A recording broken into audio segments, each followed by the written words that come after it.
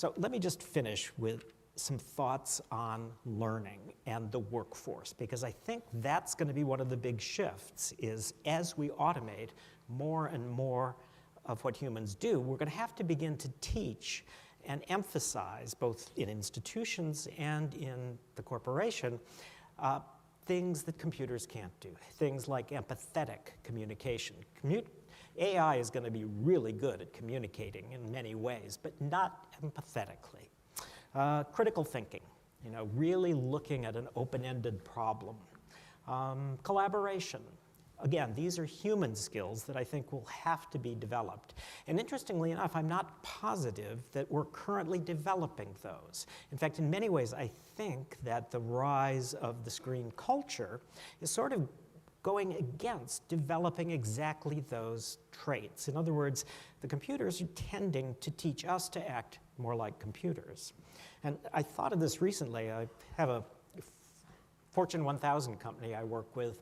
The HR people told me recently that they had started a new class called Remedial Social Skills.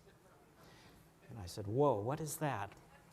They said, well, they were having this experience that it's a slightly technical company, so they got people with 4-year degrees, good transcripts, the kind of skills they want, but they never seem to have been out of their dorm rooms. And it turns out that's kind of true, because especially in big state schools, where there's a little overcrowding, we've wired it so you can basically do everything from your room, from go to the library to take the tests. So I said, okay, what are remedial social skills? And she said, well, first of all, it's, when to text, when to IM, when to send an email, when to make a phone call, when to show up in person. Okay, I can see that. That's kind of business manners. I mean, someone had to teach baby boomers not to type in all caps. But then she said, the biggest one we're working on is how to start a conversation and how to know a conversation is over. And I said, now you're freaking me out. But since then, I've talked to some psychologists about this who say that actually this is, some kids are just natural conversational beings, natural social beings. But psychologists say they are seeing this diminution in social skills around that kind of spontaneity.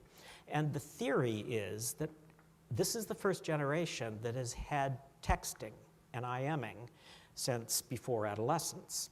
And that, in fact, texting and IMing is asynchronous. It's a kind of communication that lets you think for a second. Even if all you're going to do is text back LOL, at least you've thought about it.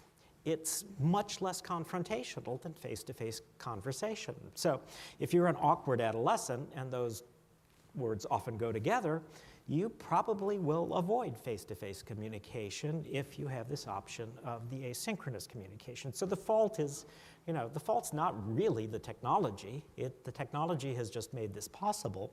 The fault is that, we didn't realize that we actually may have to start teaching conversation, having things in school that force kids to really begin to learn to converse for ones who apparently don't have this.